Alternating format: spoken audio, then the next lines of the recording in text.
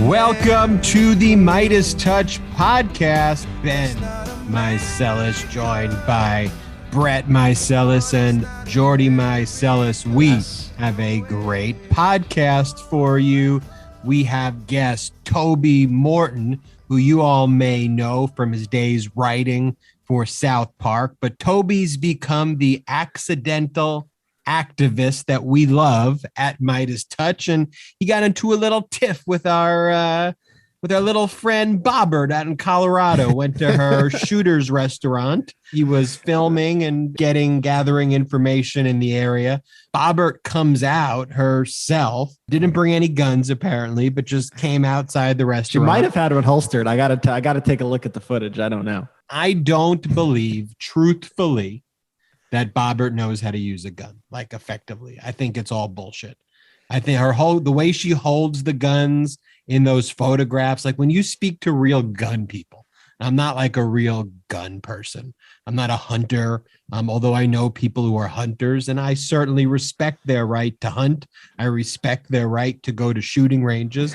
But real people who support the Second Amendment don't believe that you should walk around with military-style weapons on the street. But when they tell me they look at these photos of her playing Rambo, which may be a good name for her because I think her new nickname is Bobo the Clown after her clownish performance at CPAC, they're like, that's just not... People who use guns just don't fucking do that. That's just what crazy people who dress up with guns for Halloween do. But anyway, we're going to talk to Toby Morton about that situation, how he got out to Colorado, what happened, the aftermath. What is Bob like? Don't you have a job? Aren't you a representative in the United States Congress? Does she just hang out at her restaurant all day looking for people who are coming by, chilling with her guns, giving people diarrhea? That's a real story.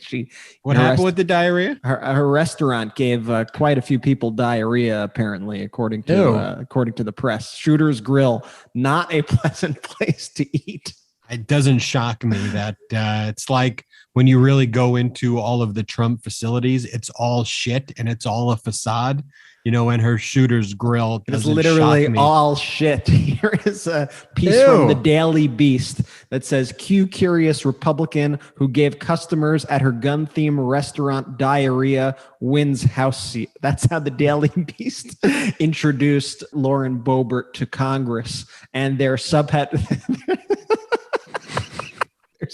Their subtitle is Explosive Result. Well, it definitely was an immature person on the planet. It's definitely an explosive result. I don't think that it's Q curious anymore. I think she's full-fledged QAnon. And we saw that on display this weekend at the CPAC convention out in Dallas. Do they do these every 6 months? Every 6 months? CPAC again? Wasn't 6 months ago in Florida, there was a CPAC convention at the Hyatt? When I have legal conventions, they're usually once a year things. Are these every 2 months? Let's just address that first. Are these every 2 months now? Apparently they are. I think they just need to keep the grift going, keep their entire operation going. And their problem is right now is that they don't really have any ideas or tangible policies to run on that are actually going to help people. So they need to have, similar to a circus, and these events look very much like a circus, they need to have these events travel the country and activate their crazy base. And you saw this event this week. It was filled with the 3%ers, the militia group. It was filled with other white nationalists. It was filled with Nick Fuentes, a white nationalist, I think he's 22 years old, who was recently suspended from Twitter, screaming out that he is proudly anti-Semitic, proudly homophobic, proudly racist. These are the kind of people that CPAC is attracting with this event. And I think it goes back to what we've been saying from the very beginning. There is nothing conservative about these people or these events. These are white nationalist, racist events. These are the events of insurrectionists who are hell-bent on really taking down this country. Let me just say this on Nick Fuentes real quick, and this is the only thing I will ever say about this fucker ever again. Look, he's a literal fucking Nazi, this kid. And his whole brand is to get his buddies next to him, his cousins, his brothers, his best friends that he grew up with, to just bring up this image of Nazism. It's disturbing. So when he enters CPAC, everybody's screaming because no one actually knows what the fucking this kid looks like. He's a dweeb, man. He comes in wearing these ski glasses like he wants to be known. And he comes in and they go, Nick Fuentes is here. Nick Fuentes is here. As he's like spitting off how anti-Semitic he's going to be at his own press conference, how misogynistic his speech, how racist his speech is going to be. His whole shtick is a fucking Nazi act. Fuck that guy. He's a fucking loser, this kid. Unlike the Boberts, unlike the Marjorie Taylor Greens, my whole thing with him, he's a literal nobody Nazi. Let him spew his own shit in his little wormhole and speak to fucking nobody. He needs these people. He actually needs the media attention for his brand to get propped up because he told all his buddies, I'm sure of it, that, hey, when I'm the next Charlie Kirk McFuckface, I'll bring you guys up with me. Fuck that Nick Fuentes kid. He's a fucking loser. Here's the thing, though, Jordy. Him and Charlie Kirk feud, and this is what we've seen at CPAC, which is like Charlie Kirk is a crazy motherfucker who spouts racism, hateful, just kind of crazy, anti-vax, just all the things that are wrong. But now you have even like a crazier version of that. And that's who this Nick Fuentes is. And him and Kirk have feuded over Fuentes saying that Kirk is actually too moderate. But that's what the CPAC brings out. The one that we talked about 2 months ago was held at a Hyatt, and their stage was a Nazi symbol, which the CPAC claimed was inadvertent. So they went from the swastika to a giant dick. Literally, the stage at the CPAC was just shaped as a penis. I'm not making that up. Go look at what the stage was shaped as, a literal penis. And then you've got actual dicks just running around a dick-filled event. And the Fuenteses of the world, as Brett was saying, the 3%ers, people who call themselves super patriots, they're literally all there. And what it reminds me of, when I used to live in downtown LA, the anime convention every now and then would kind of come into town at the LA Convention Center. And you would see everybody dressed up in their cosplay gear and their different characters. People would dress like Pikachu, you know, and it would be a little weird, but everyone was having fun. And so, you know, it was all a community building exercise. But when you see these CPACs roll into town, Brett, I think you said it best. These are like Nazi Pikachus running into town. Pikachu. Exactly. And it doesn't impress me at all that you can get a crowd of 10, 15,000 people who are trying to find a community. These people are just out of their basements and now they are full-fledged, you know, in this cosplay mode at these stages. I wonder how many of these people are estranged from their families.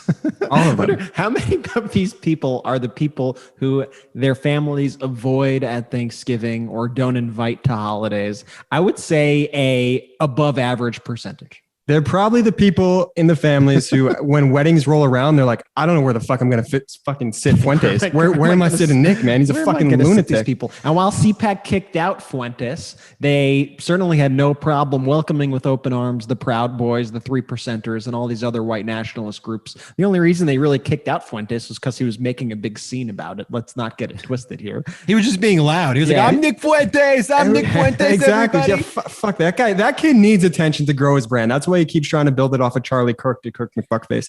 And Ben, just real quick before we move on, it's got to be Comic-Con, man. It was not called the anime convention. So before you get dragged on Twitter by our followers. No, Comic-Con. Jordy, they have anime conventions in LA that are not Comic-Con. Like they have specific. I said it with such surety.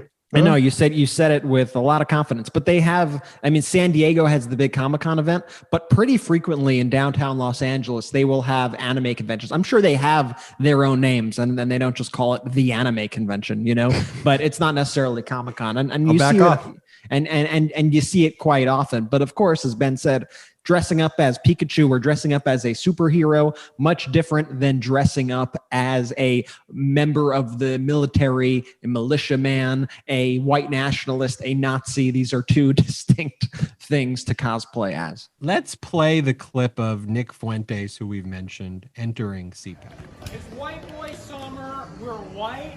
We're here. It's America first. I was just telling everybody, we're doing a press conference at 5 p.m. at the Sheridan Hotel, which is like across the street. I'll be giving my most unchained speech ever. I'm off of Twitter. I have nothing to lose. So this is going to be the most racist. The most sexist. Yes. The most anti-Semitic. Yes. The most Holocaust denying. Yes. Speech in all of Dallas this weekend. Yes. So that's what you have going on outside. And I want to paint the picture. That's going on outside, big crowds, people cheering him on. Like 12-year-olds, though. Like, these are like very young people, which is why when people say to me, you know what, the young generations are going to save us. Not necessarily, not these young guys, because these young kids are basically the modern day version of the Nazi youth. And so that's why I think more and more people are fleeing Republicans and are becoming Democrats, because in order to be a Republican right now, you have to be racist. You have to be a Holocaust denier. These are the things that are essential to even have a voice in this party.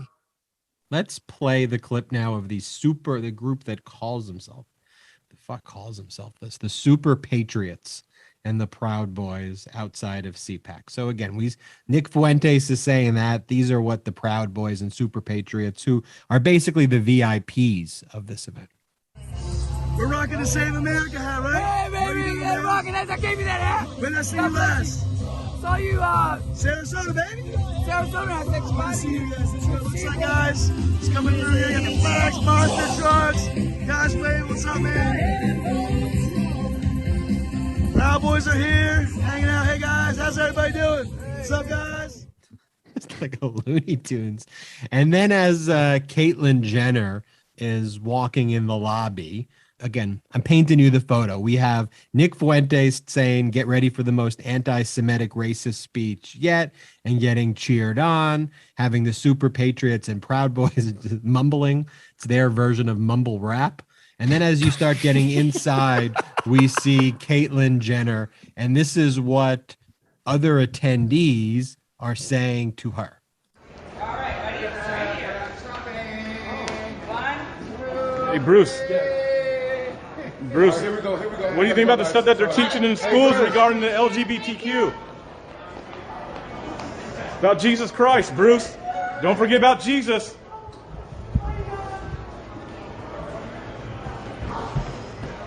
Look at that sick freak.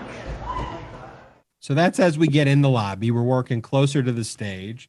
Caitlyn Jenner, she's completely unqualified to have any political position whatsoever, but someone who supports a party that does not support trans rights, what you see there is the outcome of that. She supports a party that doesn't even support her right to exist as a human being. Think about that. Think about dedicating your life to somebody who doesn't think you deserve to live on this planet, because that's what we just witnessed. And will that change Caitlyn Jenner's mind about anything?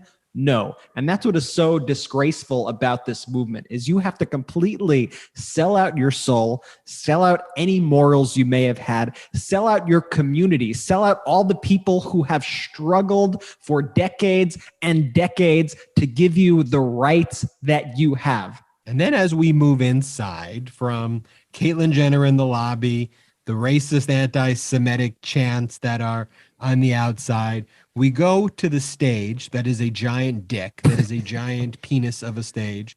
And then we have, horrible people who are fixated. Their number one topic was anti-vax. That was their main. Number two was anti-Hunter Biden. Like, those are their issues. As Democrats and independents are trying to build a fucking country, are trying to build infrastructure, are trying to fix problems, this group at CPAC is talking about not only are they anti-vax, they think Fauci should go to jail.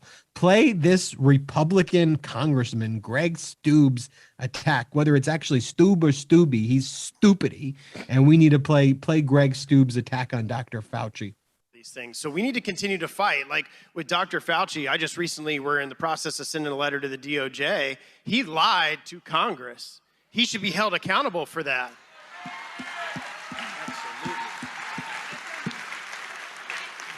If we're in charge, they will be.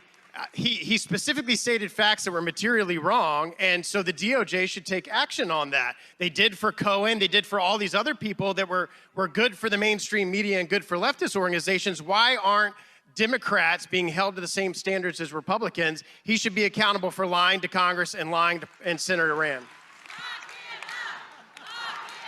As the chants in the background are, lock him up, lock him up. Not only are they anti-vax, but they want a nonpartisan position. The person who runs the CDC, who just wants to analyze medical research to keep people healthy, and that's who they want to lock up. So we've got the anti-vax chants like that. Let's go to Bobbert's speech of what her views are about government benefits. We're here to tell government, we don't want your benefits. We don't want your welfare. Don't come knocking on my door with your Fauci outie. You leave us the hell alone. What world are these people living in? The people who are chanting, including her, if you believe her story, she grew up on welfare, and that's what allowed her to become a member of Congress. She gets her salary and her health benefits From the government. From the government, from American taxpayers. That's where the money comes from. Most of those people cheering, I can assure you, are either on Social Security, are on Medicare, are on Medicaid, receive some benefits from the government. Boebert and all these Republican Congress members and senators go back to their district and they brag about the money that they're receiving from the federal government. We've heard over and over again senators, governors who are either going through disasters or who need relief talk about what the federal government is built to do, which is to help the states. Part of states' rights is that states have certain limitations on what they can do, and they need to rely on a federal government. So we have a federal government. So this whole cosplay routine is just so bizarre, so dishonest, and so despicable. And then so we talk about the anti-vax, we talk about Bobbert's attack on the benefits she receives. And now let's talk and play Don Jr., another headliner here, talking about what his view on Hunter Biden. I totally understand addiction. It's terrible. We all know people that suffer from it. It doesn't absolve you from being a total piece of garbage in every other aspect of your life.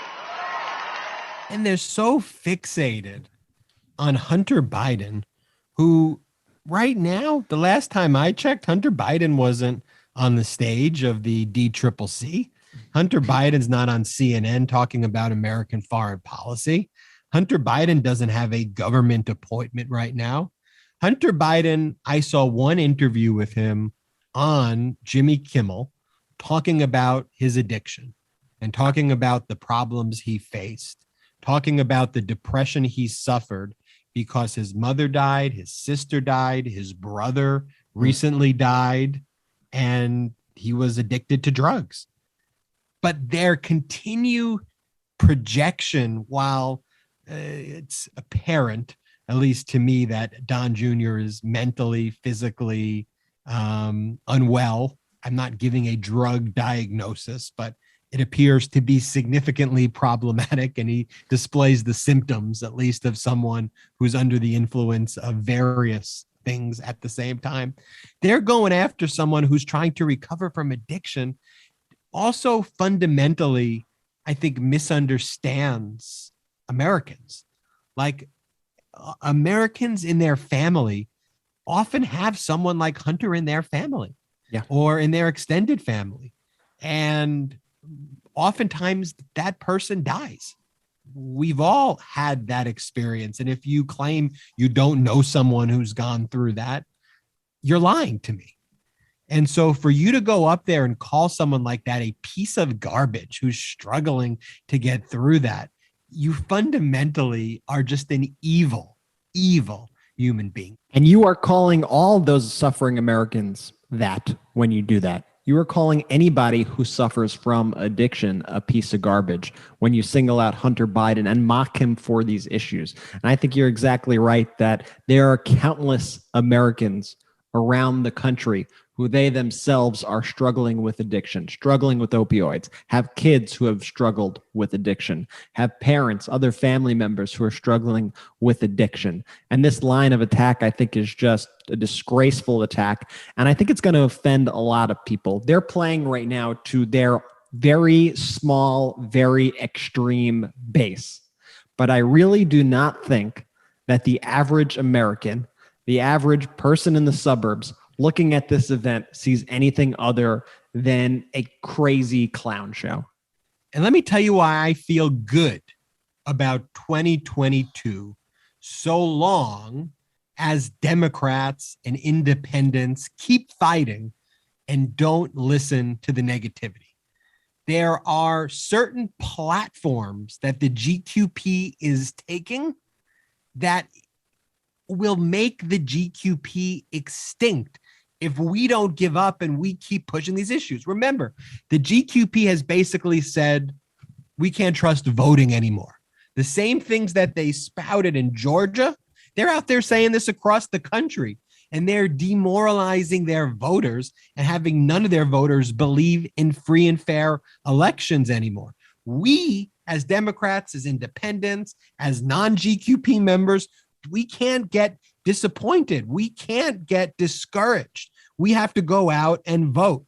And then on every other issue they take, the issues that they're on are genuinely counter to where Americans are. We just have to keep fighting every single day. When we come back from these messages, we're going to speak to Toby Morton about his experience with Lauren Boebert. We're going to talk about the Midas Touch video, which as of this recording has 3.3, maybe 3.4 million views. Hashtag arrest Trump now. And we're going to talk about why we produced that video. Hint, hint. Donald Trump spoke at CPAC. He spoke at the Maria Bartoloma show, and that man needs to be arrested immediately. We'll be right back. What's up, Midas Mighty? Ben Mycelis here, joined by my younger brothers, Brett and Jordy Mycelis. Have you got your Midas merch gear? If you haven't gotten your Midas merch gear, I don't know what's taking you so long. I got my gear. Most of the Midas Mighty got their gear. We have some incredible stuff. Isn't that right, Brett? That's right. And with the new CDC guidelines that say you no longer have to wear masks indoors or outdoors if you've been vaccinated, a lot of people have been asking us, how do you let people know you've been vaccinated? How do you know if you're around other vaccinated people? A lot of people are concerned. But, you know, we already thought about this, guys. We got our Vaxxed and Relaxed merch line. You could get it now. If you still want to wear masks, if you still feel comfortable wearing masks around indoors or outdoors, we got the masks, we got the tees, we got the shirts, we got it all, and we got more on the way. So let people know you've been vaccinated. Shop at store.midastouch.com to get yours. And that's not all we have. We got the Club Democracy gear. We got the shout out to the Midas Mighty gear. We got it all. Go check it out. That's store.midastouch.com.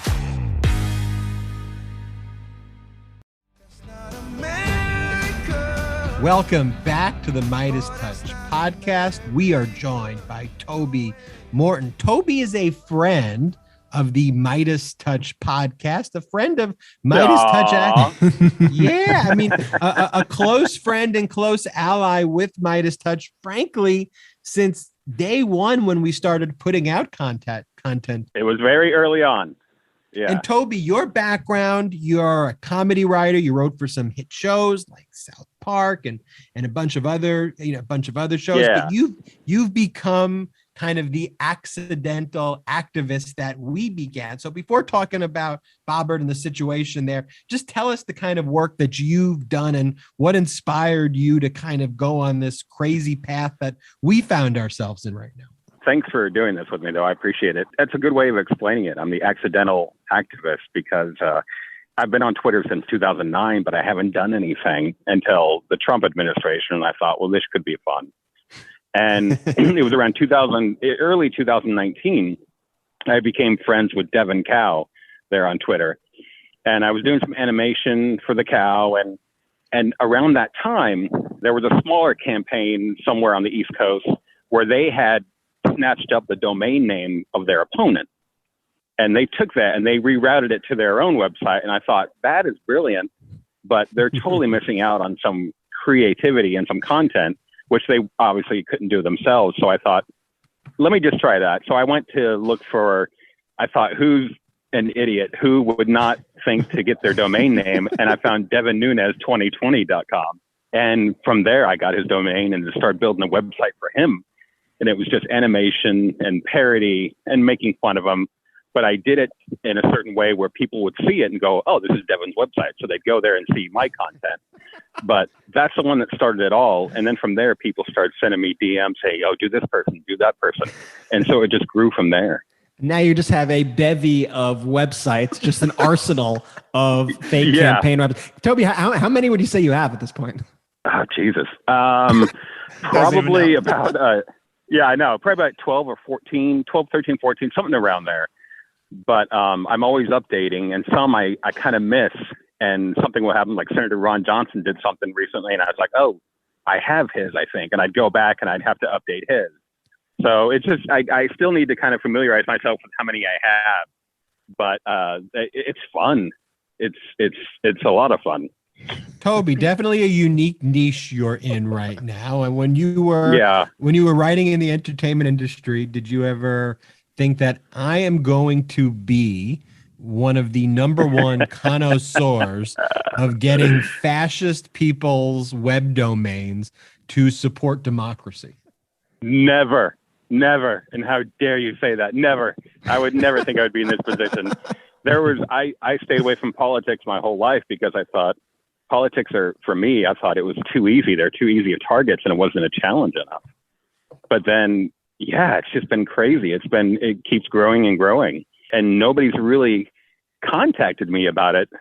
The people who I've gone on the attack against until recently. So now things are picking up even more. And I think the only other trouble I've had is when I created oannetwork.com, and they contacted me and said, hey, you can't use our symbol, which is the OAN symbol. And that was on the website. And I said, yeah, fine. So I took that down and I replied to them and I was saying, okay, how's this? And it was just a photo of Mike Lindell making out with Trump or something. And I never heard back from them. But that was the worst I had trouble with. That was basically the worst until Lauren Boebert came along. And that brings us current to the Lauren Boebert saga. So you actually flew out to Colorado. Right. You're now getting not just on the websites, like you're really getting in the trenches here. And so I understand you were somewhat close to a restaurant. So tell us what you were doing out in Colorado, and then tell us what happened with Boebert. Well, for starters, I created thelaurenboebert.com, her website, after the January 6th attack on the Capitol. That turned out to be a favorite.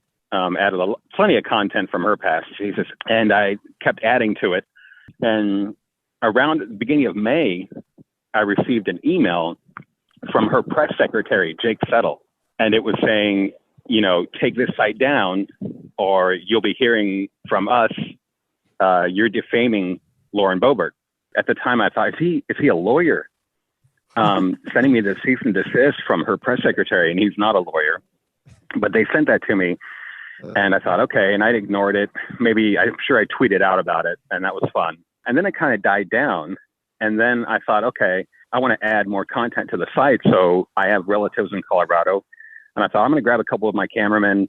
We're going to go out there and just shoot some exterior stuff and interview some constituents of hers and make up a mock commercial. So we traveled out there, and my cameraman went into Shooter's Grill, her restaurant, took some photos and whatnot. I hope they didn't eat the food, Toby. No. Actually, we ordered to go and we threw it away. I've been hearing a lot about the diarrhea. It's pretty bad. It was this past Thursday. when we were getting some exterior shots, we got permission from the restaurant right across the street from her restaurant, Shooter's Grill. And we were getting some exterior shots of not only her restaurant, but the whole street. And, you know, I'm standing there and this lady from across the street, it's hard to see her, starts yelling at us. And she's saying, you know, what are you doing here? What are you doing here? Who sent you? Who sent you? And just yelling at us. And we're like, oh boy, here we go. So we got the shots and I'm like, you know what? Let's pack it up. I'm going to go back to the hotel. You go to your car and I'll meet you there. So we split up. And what happened was that was Lauren Boebert yelling from across the street. So my cameraman heads over to his car, not far, to a parking lot. Lauren Boebert follows him, shows up, and has her camera at the ready, starts filming him, asking all these questions. Eventually, he pulls out his camera. He's filming her. And they get into it. And I tweeted that out. She's just asking all these questions. And she says, well, I'm just curious because there have been a lot of break-ins around here during the construction. And we looked that up and there's absolutely no break-in. So obviously she's lying. It's a big shock. Shocker. Yeah. So that eventually ends and he comes back. I tweet out the video.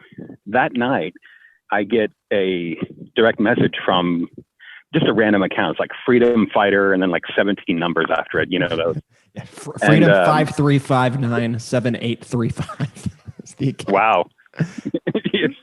Yeah, that's it. So what they do is they tweet out the video from Lauren's phone and they don't say it's from her phone, but it's obvious because if you've seen our video, it's basically everything's happening the same way. So, and also you can see it's from an iPhone and she doesn't even edit the picture's sideways and she's a mess. Yeah, it was on brand, unrotated, sideways, crooked, poorly Don't taken. hate on that though. Don't hate on that. There's other qualities. Because Ben doesn't know how to use his right, iPhone. Right. There are other qualities about Lauren Boebert that we could criticize. Sure. But that one, exactly. Yeah, but and then I remember you guys, Midas Touch tweeted out about saying, "Oh, this is Lauren Boebert's burner account." You guys said something about that, and it's obvious it was. And so whoever was behind it at the time, I didn't know. They were tweeting out photos of my cameraman, and at one point on Lauren's video. Now, allegedly, it's her phone. At the end of the video, she just has her phone set on his license plate. And he's from there. So she, that tweets out that video. And then after that, the person who runs the page tweeted out his full name, my cameraman's full name, and just started dragging him. And I'm like, okay, all right. So later that evening, this person live tweets from the fair is happening in Mesa County. That person live tweets and the video is saved and you can hear Lauren in the background with her kids. And this person who's live tweeting goes, no, I'm live tweeting. And then she cuts it off. So a couple people who lived in Rifle that I know, Rifle, Colorado, they send me, a message saying, hey, it's this person. Here's the photo. Here's who they are. This is the person. And they're pretty much in Lauren's tight circle. So I start tweeting that out. Not the name of the person. I didn't do that. I tweeted out basically that I know who you are. I know what's going on. And so I figured that was the end of that. And then this morning early, I'm getting more messages from other, freedom fighter, whatever you want to call them. This one has an eagle on it. So, whatever. They're saying, hey, this person, I know this person. And they start explaining to me who the person is. And they're like, if this is who it is, then you need to back off because basically Lauren's just using this person to get at you. Lauren runs that account, but she's using her friends to get at you. And this is legit because this person's like giving me all the information that I already know about the one who runs that account. And I'm thinking, Jesus, it's like back in high school. And that's what it feels like. But that's basically where it stands now. So you are in a Twitter spat with a sitting member of Congress. I never thought of it like that. After a in-person confrontation, and she's using a burner account called Freedom Fighter to engage with you, and is using one of her very close friends in her circle as an intermediary to hide behind the account. Do I have all that right? That is spot on. That is spot on. And look, I definitely recommend that our listeners check out these websites. I mean, they're pretty incredible. And I don't think my description fully does justice to the amount of work you put into these websites. Like these websites probably take you days to make. There's a lot of thought that goes into it. Like, it's not that you just buy the domain name, thelaurenboebert.com. You're really updating this content. So when I go to the website, I see Lauren Boebert, racist QAnon sympathizer. There's a photo of her right in front of the right in front of the Rocky Mountains. And then you have some of her beautiful photo.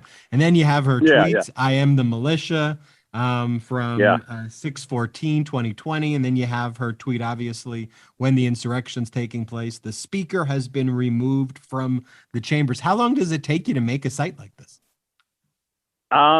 Depends. Like for Lauren's site, it initially took a good solid week to really put it together because I wanted to make it special. But anywhere from a few days to a week. But the thing about Lauren's and others is, when she accused me of defaming her and whatnot, everything on there is a fact. Everything on there her tweets are on there. Her criminal past is on there. Her husband's criminal past is on there. None of this is like, I'm not making anything up. Am I embellishing and making it funny? Yeah. But the facts are there. So there's nothing that people are going to go to and go, no, she wouldn't do that. Well, yeah, she would do that, and she actually has, and here's the proof. And Toby, I'm going to read some of these blog posts that you have up here, just so people get a sense of what kind of material, what kind of reading material you have on thelaurenboebert.com. This is probably one of the tamer ones. You have Boebert failed to disclose fundraising ties to Senator Ted Cruz, the FEC says. As we get up here, however, you got an article out here that says Jason Boebert will show you his penis. Of course, that is referencing when Lauren Boebert's husband was arrested for exposing himself to underage girls at a Colorado bowling alley, I believe. You have her suspicious mileage claims that she drove, I think it was something like $22,000 worth of miles before she even entered Congress, which is an amount that most Congress people take like 6 years to accrue, that sort of reimbursement. You have what's become a theme of the show today somehow. Shooter's Grill gives people the shitters. Something that is now widely known by the Midas Touch podcast listening audience. You have Professional Criminal, which lists Lauren Boebert's very long and storied rap sheet of arrests. And there's actually a few I've missed, I'm sure. So there's still more I need to add to her rap sheet. Go ahead. So this is an ongoing process. Toby doesn't just make these websites and call it done. He's constantly. He went out to Colorado, Brett, and it's like, that's my backyard. Colorado's my backyard. I know everybody there. What is he thinking? And Toby, what was their argument behind the press secretary first off, how does a press secretary send a cease and desist? But what was their argument? It was that you were using photos that were government property. Yeah. The first part of the email was, there was the main photo, that beautiful photo of her in front of the Rockies. They said, that's government property. You can't use this. We can sue you, kind of lawyer jargon. And I wasn't allowed to use that. Not a thing. I don't know. Yeah, exactly. It's like they own it. The government owns it. That was the first part of the email. When I was like, well, at the time I thought, I didn't really think about that because I don't know too much about it. But then I went down to the second half of the email, which I tweeted out at one point, that says, also defamation of character, which, come on, they obviously read the website. And the clincher to that is that Jake Settles, her press secretary, that very night subscribed to the website, and he's still a subscriber on the website. So he's just keeping track and seeing what I add and whatnot. So that's where that stands. Well, but I'm not. I was going to say, considering that she's at Shooters and apparently just not working for the people, but just working at her restaurant, it doesn't shock me that her press secretary has nothing better to do than subscribe to your website. Now here's some other sites that you have. Devin Nunes 2022.com, congressman.com, Jim Jordan, spelled GYM Jordan 2020.com. But this is, before we go, I have to talk about my personal favorite, which is findmagalove.com. It's styled as a full-fledged dating site that you created. And just tell our listeners what findmagalove.com is when they go to the site. When they go to the website, it's basically like a site for MAGA. You go there. There's, if you're racist, if you're against the gay community, this is a place for you. And it's really set up like one of those late 80s, early 90s kind of websites, the old dating services. And as a matter of fact, I'm sure you're familiar with Blair Erskine on Twitter. She contributed and put together a couple of videos as a client for findmagalove.com. And so I have her on there, basically promoting it as Tammy, this random MAGA person. And we go on her journey of finding love.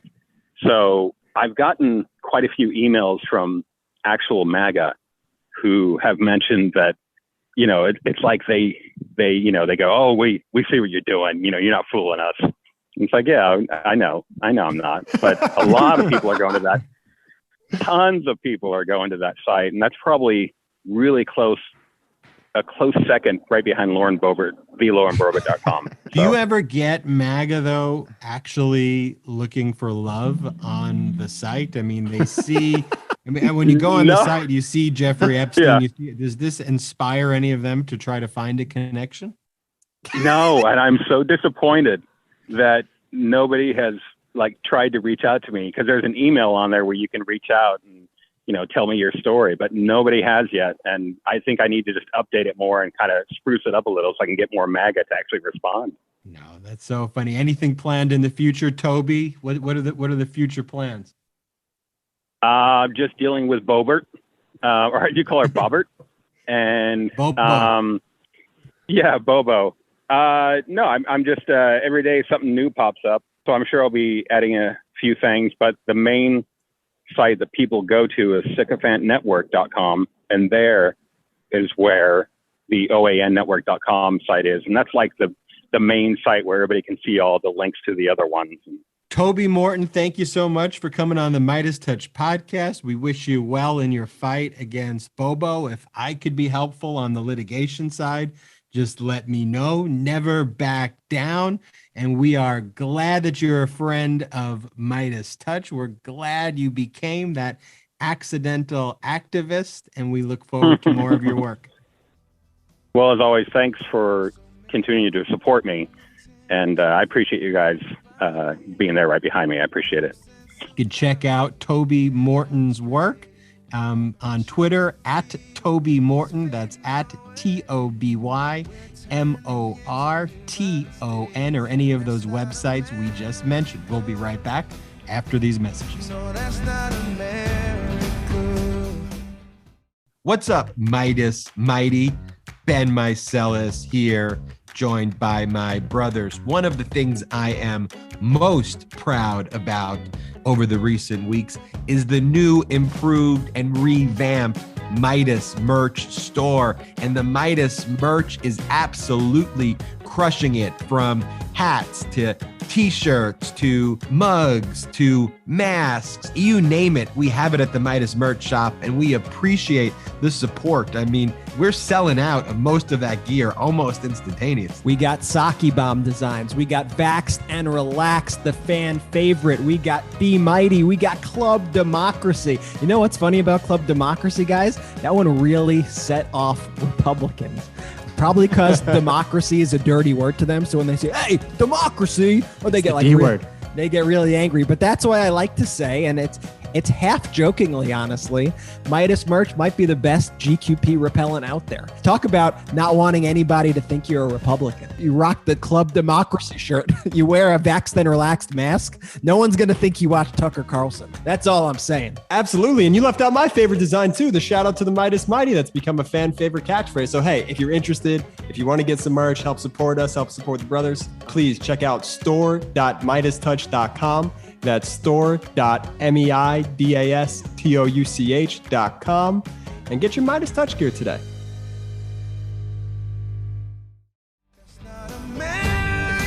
Welcome back to the Midas Touch podcast. Great having Toby Morton. I can't get over it, man. It really is impressive. Like, the sites are really, really good. He does put a lot of work into them. And I mean, I hope he keeps it up. It sounds like he's going to keep it up. He exposed a sitting member of Congress's burner account. And then she denied it. And then she deleted almost all of her tweets. From this account, Boebert was retweeting herself, liking herself, responding to people who made mean comments about her with memes of herself.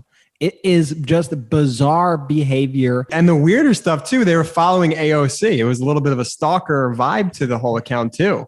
Her and Marjorie, man, they secretly love weird- AOC Yeah. and want to be AOC so badly. Yep. However, they do not have the wit or the intelligence or the empathy that AOC has. Well, and AOC stands for something. And I Yes. think at the end of the day, we talked about this. I tweeted about it today. I've talked to people about it.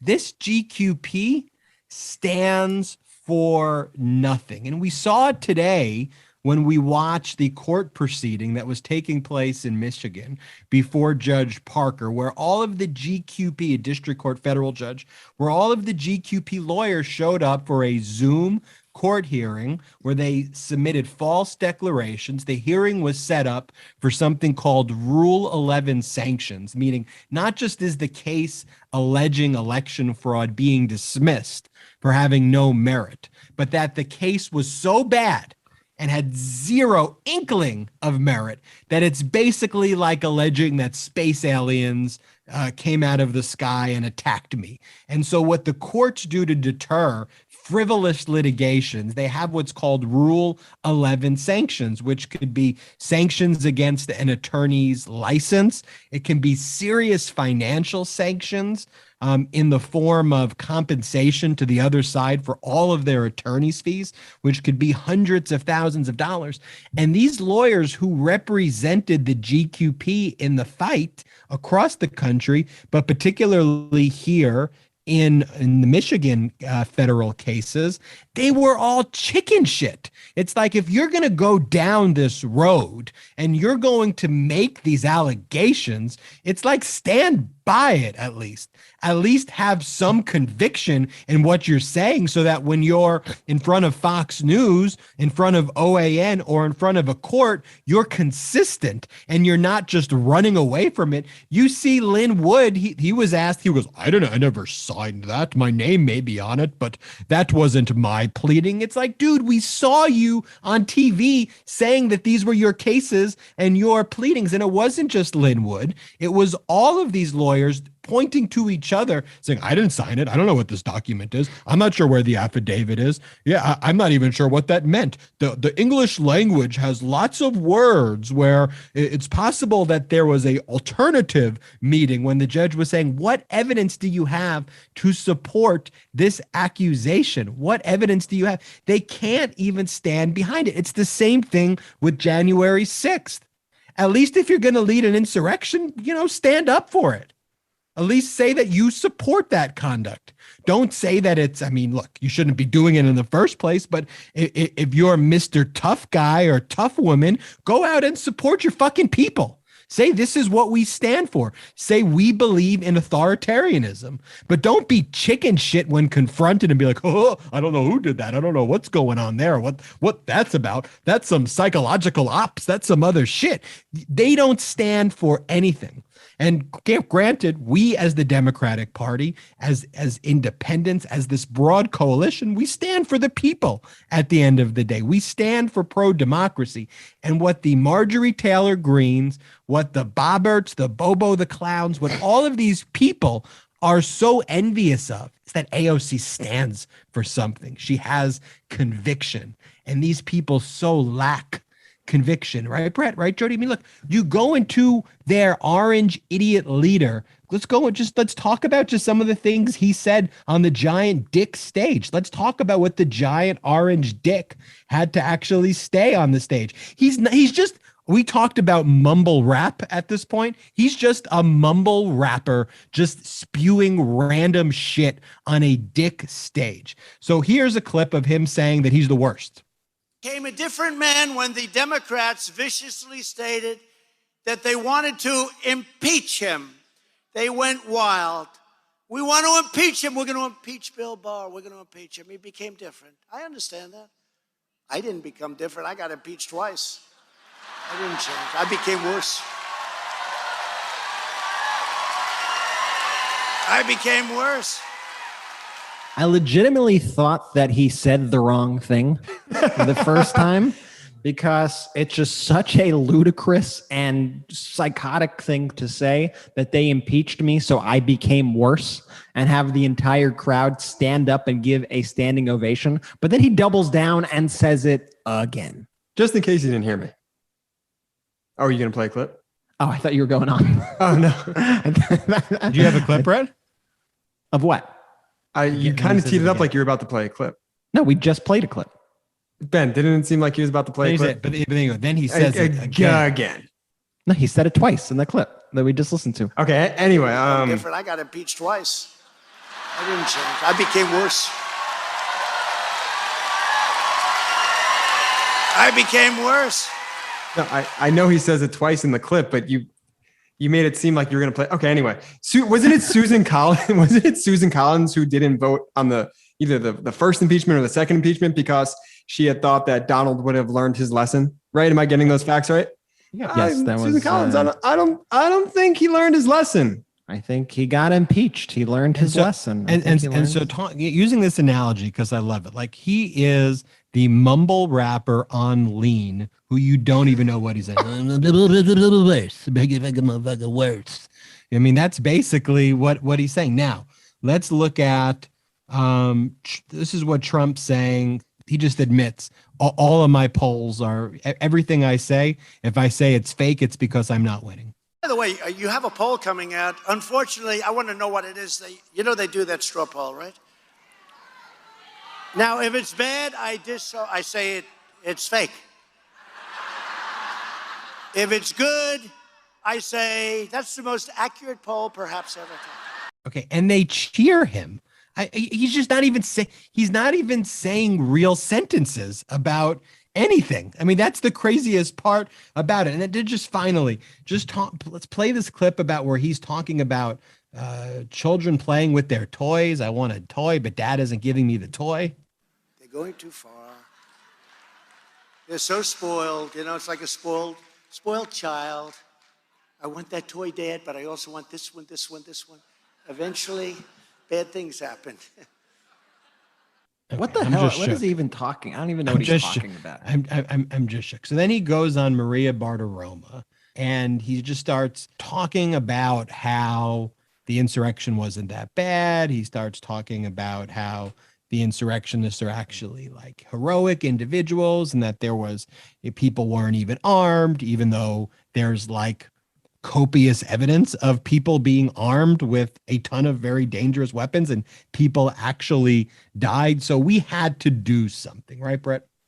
We had to make our video, which took the words and took the things that Trump was saying about January 6th not being violent, not being an insurrection, but it was a love fest. It was full of so much love. You should have seen all the love that day.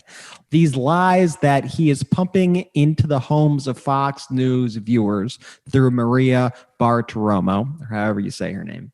And we had to combat this by showing the truth of what was going on that day, because we can't let Trump get away by spouting these lies and letting them go unchecked. So we released our video, which is called Arrest Trump Now, which used his own words against him with the footage from the insurrection. As you mentioned earlier, I think the video is now up to like 3.5 million views, was the top trend in the entire United States.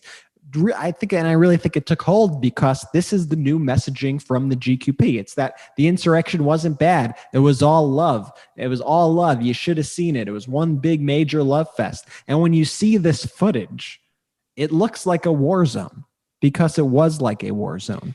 This was a vicious attack, a violent attack that left police officers dead, police officer eyes gouged out, impaled, lifelong injuries, brain trauma, officers who died by suicide after the fact.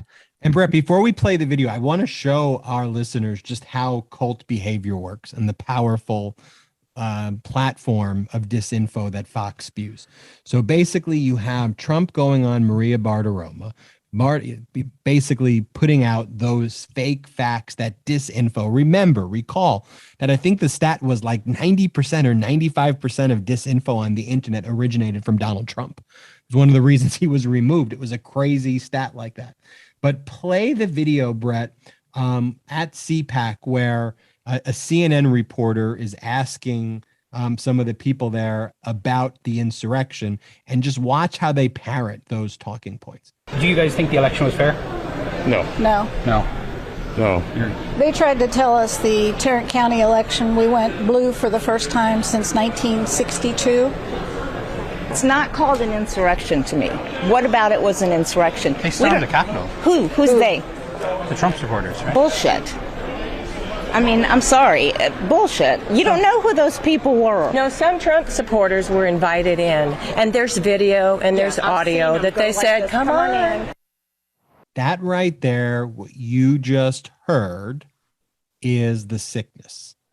That is its final manifestation that then leads those people to be radicalized. Those people are in a cult.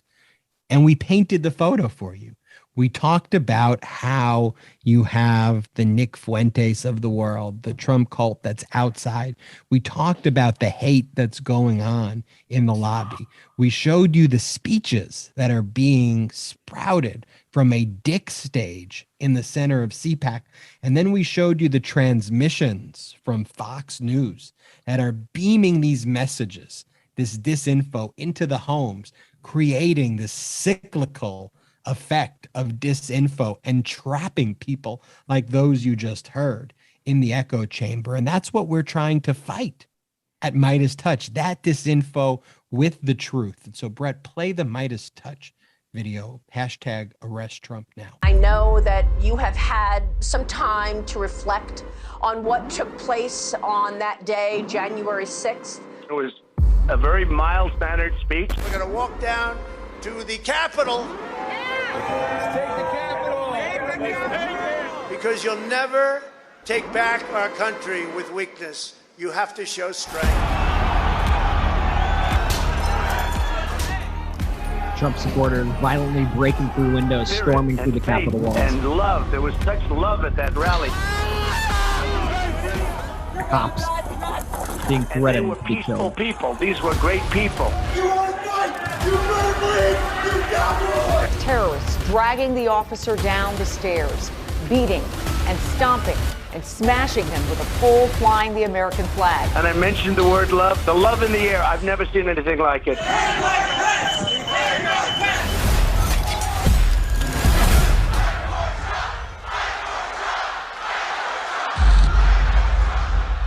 And that's why we say Donald Trump is a domestic terrorist.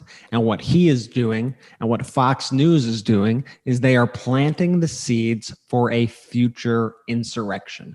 They are planting the seeds for a future attack against the United States. A quote we've said on the show before from Voltaire is, those that can make you believe absurdities could make you commit atrocities.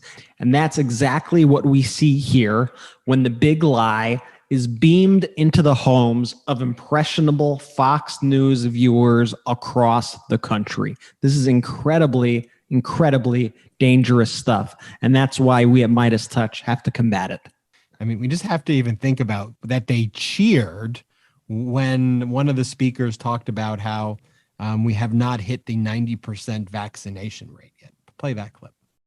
They were hoping, the government was hoping, that they could sort of sucker 90% of the population into getting vaccinated, and it isn't happening, right? There's a younger people.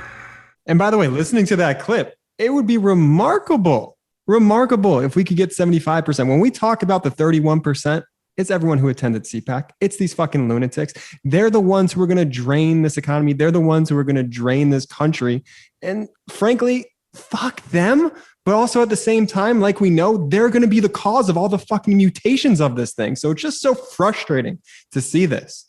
I think it's ironic that the Democratic Party is bending over backwards to try to keep the Republican base alive. Because think about it. I mean, at this That's a good point, point. it's become a highly partisan thing getting the vaccine, and it shouldn't be. But that's what Trump and the GQP has done. They've made getting the vaccine a partisan thing. And Democrats, President Biden, they are pushing for all Americans to get vaccinated so that we could come out of this pandemic and return to our normal lives and thrive again. And now the people who are dying from the pandemic are these unvaccinated. 99.5% or so of people dying from COVID are. Did you see that story of unvaccinated people. the anti-vaxxing nurse, Olivia? Mhm. I think her last name is Boudry. Yeah, she was out posting on Twitter, this is government control, all of these lines. She was very young, or an RN, and maybe late 20s, early 30s. And she recently passed away. And then people went through her Twitter account, and she was one of the anti-vaxxers out there, died of COVID. And that story is not unique to her. I mean, she was very public about it. And the fact that she's a health worker and being so public against the vaccine makes it a bit of a headline catching story. But you know what it reminds me of? Have you heard the stories about survivors of those who tried to attempt suicide, who jump from high buildings and things like that? And the second they do it, the most common thing that they say is the regret. They talk about the regret that they had once they made that leap, how they realized that they made a huge mistake at that moment. And the stories that we're hearing now across the country is the same tragic tale of once people become extremely sick due to COVID, all of a sudden that thought flashes through their mind, I should have gotten vaccinated. I could have prevented this. Because COVID right now, it's a preventable disease in terms of death. Dying from COVID at this point is basically a choice that you could take. That's how far we've come in such a short period of time. And so when people are hooked up to ventilators, when they are on their deathbeds, they are realizing that had they just gotten this shot and not listened to Donald Trump, not listened to Maria Bartiromo, not listened to the rest of Fox News and the conservative media, that they would not be on a ventilator having their last breaths. They would actually be having real freedom. They'd be out with their family. They'd be out with their kids, their mom, their dad. They'd be going to restaurants, going to baseball games, living their lives. And that's what they decided to give up by giving in to this right-wing propaganda machine. no doubt. That's why Midas Touch is out there fighting week in, week out on the podcast, through our videos, on social media, in the real world. Of course, you've seen our airplanes, you've seen our billboards, you've seen our commercials, you've seen our viral videos, which have raked up millions of views, in fact, tens of millions of views over the past month even. And we're going to keep at it. We're going to keep delivering the truth. And, the interesting thing is, as we keep delivering the truth, all these GQP have is claiming, oh, the video's doctored. Oh, the video's manipulated. It isn't. It literally is the footage. That was always the Midas Touch thesis from the beginning, was putting a mirror on it, exposing it. That's why our saying is truth is golden. It's out there. You see it for yourselves. And you could fight the truth like a coward, that is the GQP, or you can be a fighter, a true freedom fighter, that is the Democratic Party, that is the Midas Touch movement, that are the independents that are forming a large tent pro-democracy Democratic Party with Democrats at the end of the day, preserving and fighting for our democracy here and abroad. And I'll close with this, Brett. I can say arrest Donald Trump and that I want a democracy in Cuba in the same breath. Period. Full stop. And Joe Biden came out today and talked about empowering the people of Cuba to stand up against the authoritarian regime of Fidel Castro's minions, who are now in power. As the Castros are no longer directly in control, the authoritarian minions are there. And those authoritarian minions far more mirror and mimic Donald Trump's incompetent authoritarianism than anything whatsoever. And to me, it's not a coincidence that as they look to their neighbors across the ocean and they see competence restored, as they see America is back, as they see someone there who's a stable president and not someone who pretty much mirrors and mimics Fidel Castro in every way. I mean, frankly, when we did the videos where we compared Trump to the Mussolinis and the Castros and all of those authoritarian leaders, they're strikingly similar in the cult of personality that they tried to build and in these other areas did build. But you better believe it that we are unabashedly pro-democracy here in the United States and abroad. And I'm not ashamed to say that one bit. That is what we're fighting for here. That is what we're fighting for abroad. So with that, I want to thank you all for listening to this episode of the Midas Touch podcast. Definitely check out Toby Morton's websites that we talked about. We love seeing you wear the Midas Touch gear at store.midastouch.com. Get your Midas Touch gear there and show it off on Twitter, and we'll retweet it. And until next time, it's Ben, Brett, and Jordy signing off and fighting for your democracy. Shout out to the Midas Mighty!